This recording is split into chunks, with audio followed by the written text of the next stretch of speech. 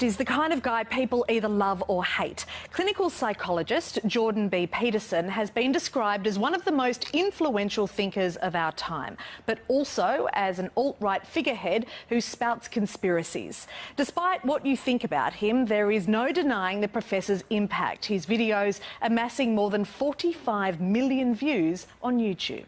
It's an honour to have you, Professor. A darling of cable conservatives. And that's a much bigger risk. So. Yes, it is. With an almost religious following online, clinical psychologist Jordan B. Peterson has become something of a rock star in the crusade against political correctness.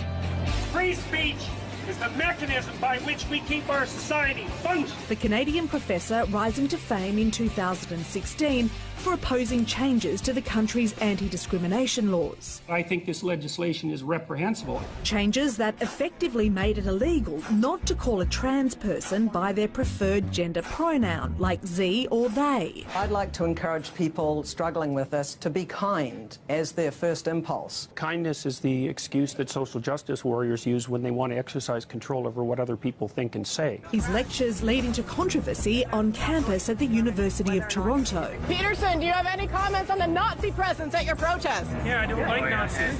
This interview on British television clocked up more than 8 million views. Why should your right to freedom of speech trump a trans person's right not to be offended? Because in order to be able to think, you have to risk being offensive.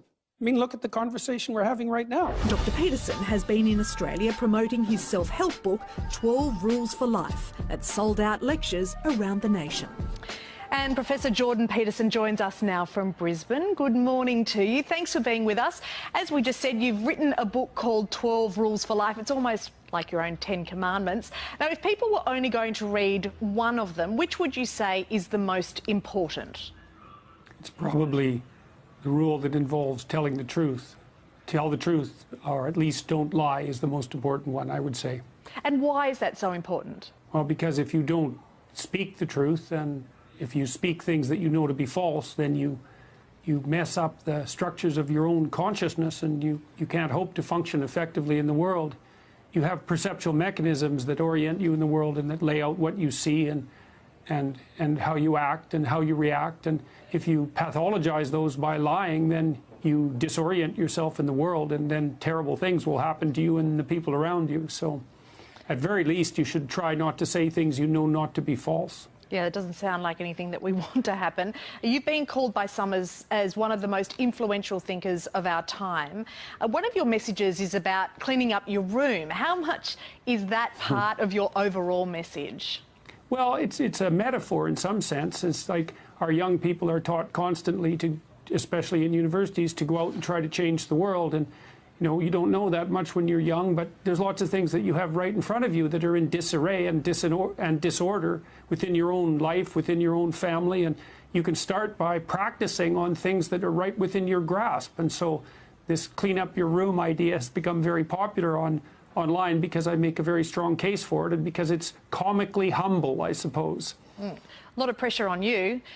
We'd like to see your room. Is it always tidy? No, I wouldn't say so. In the last 18 months, it's got rather messy because things have got beyond me to some degree, but I do make every effort I can to keep it orderly. So. Okay. Now, you say that one reason for the gender pay gap is the fact that women are agreeable. Do you think that women should be less agreeable? Well, they should be less agreeable if they want to be paid more when they're in a competitive enterprise. I mean, agreeableness has it's a big 5 personality trait. It has its utility. Agreeableness is extremely useful when you're dealing with very young children or with people who need care. That's the primary personality dimension, regulating compassion, for example. But in a competitive enterprise, then agreeableness sets you at a disadvantage, and you need to learn to be more assertive, how to stand up for yourself instead of other people, let's say. Well, that comes also to another point in your book where you say stand up straight, and that is also about being combative. Does us walking out into the world with a sort of aim to be more combative, does that make us more aggressive as a society? No, I wouldn't say it's about being more combative. It's about being more courageous. That's not the same thing. To stand up straight with your shoulders back is to actually expose the most vulnerable parts of yourself to the world. And that's a courageous act. It indicates confidence and the willingness to take risk. That's not the same as combativeness or aggression. It's competence and courage. And those are very different things. Now, you rose to prominence for your opposition to laws in Canada compelling people to use gender-neutral pronouns like ze or they rather than he or she.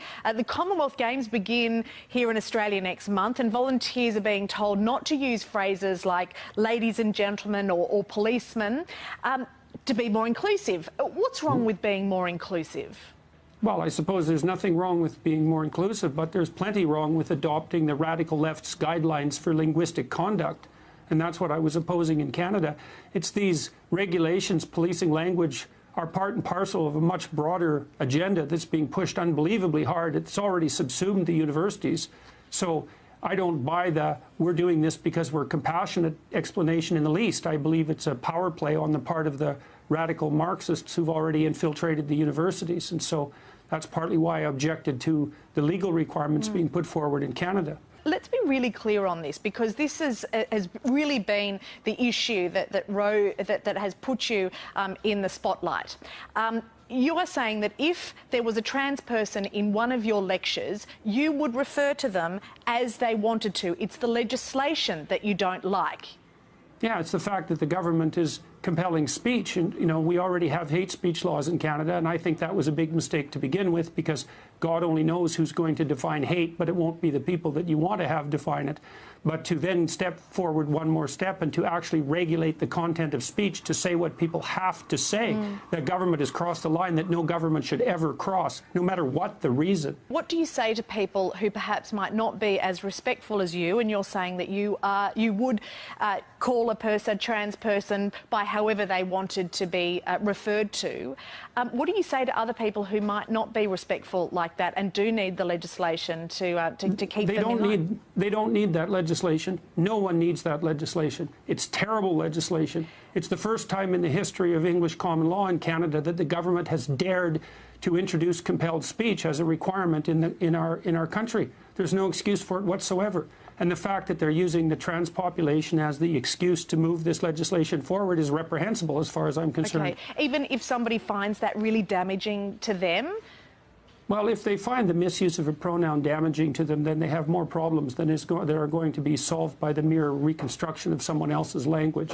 Besides, it doesn't matter what the excuse is. The government has no right to compel speech. This is the thing, is that the rationale is compassion, but the impulse is totalitarian. I don't care what the rationale is. I don't care how compassionate the rationale is. The government doesn't get to regulate the content, well, of my speech anyways, because I wouldn't comply with the regulations, with the law. Not under any circumstances whatsoever. And I feel that it's the moral duty of citizens to stand up against that sort of compelled speech legislation. There's no excuse for it whatsoever. Okay, you have really struck a nerve with people with the things that you are saying. You say that there is an epidemic of depression and aimlessness, and we don't make the case for growing up well. What is the right case? Well, most people find the meaning in... You need a meaning in your life to offset the suffering in your life. You need a profound meaning. And most people find that meaning through the adoption of difficult responsibility, like career goals, educational goals, family, the support of a family, the establishment of a permanent relationship.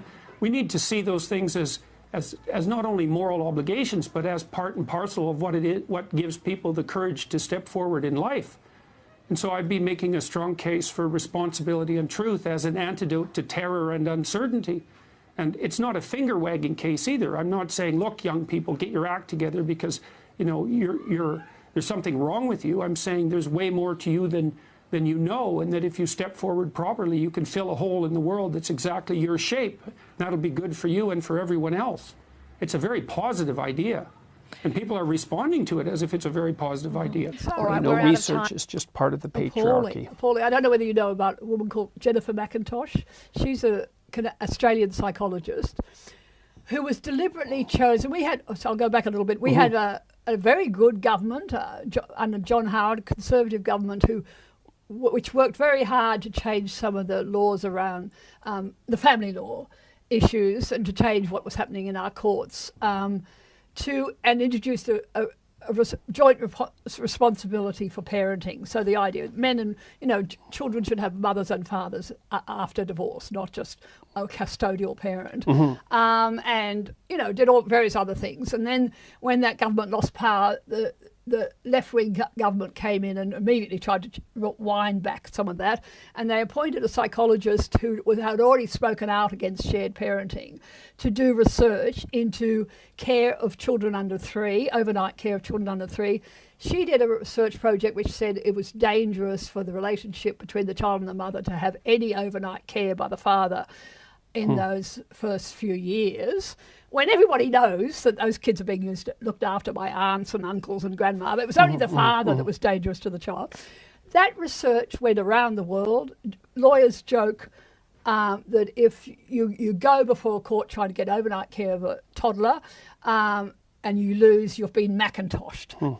That was, there were men's groups in Israel protesting because she went around the world promoting her research, where she cherry-picked her results. She absolutely distorted what those results actually showed. And Richard Warshak, who I'm sure you know, a famous expert on parental alienation and so on, he brought together 110 experts in child development, I think probably about 2 years ago, who looked at the Australian research, looked at looked at the multivariate analysis on doing proper analysis of what the research actually says, and concluded that research should never have been used to influence social policy. Absolutely tore it apart, denounced it. And it was a classic example of what's happening here, that people are lying about research. They're cherry-picking their results. They're ignoring data that doesn't suit their theories. They justify it, at least in part, especially the more radical academic types, is that they just assume that the approach that you've described, which you might regard as more objective, is just part of the patriarchal structure that they're trying to tear down anyway. So there's this initial presupposition that, well, the whole structure is corrupt anyways. So we can have our corruption that pushes our point of view forward, or you can have your corruption that pushes your point of view forward. The whole idea of objective fact is up for grabs. And I don't mean in a trivial way. I mean fundamentally. I've been trying to warn the biologists for the last year and a half. It's like, you guys are next. Like, get prepared. It's the gender front that it's coming first. Like in Canadian law now, because of Bill C-16, and provincial laws that are equivalent, this is now the law of the land. Biological sex, gender identity, gender expression, and sexual proclivity are independent phenomena. It's like, well, guess what? That's wrong. They're not even close to independent. They're unbelievably tightly linked. And they're linked causally. Now, that doesn't mean there isn't a role for culture to play, and it doesn't mean there isn't differences, that there isn't substantial variation between, it doesn't mean there aren't masculine women and feminine men. It doesn't mean any of that. But why go for a sophisticated approach when you can impose your bloody ideology on everyone? And you do it legislatively because you've lost the factual battle. You know, when Steven Pinker published The Blank Slate 15 years ago, maybe more, I thought, geez, why bother? It's like, that's so bloody obvious. Everyone knows that human beings are not a blank slate. I read the book and I thought, we figured that out in like 1980. And Pinker was absolutely right to publish that book. He was much more in tune with the zeitgeist than me at that point. I thought everybody had already wised up to the fact that there are powerful biological determinants of proclivity, No. Universities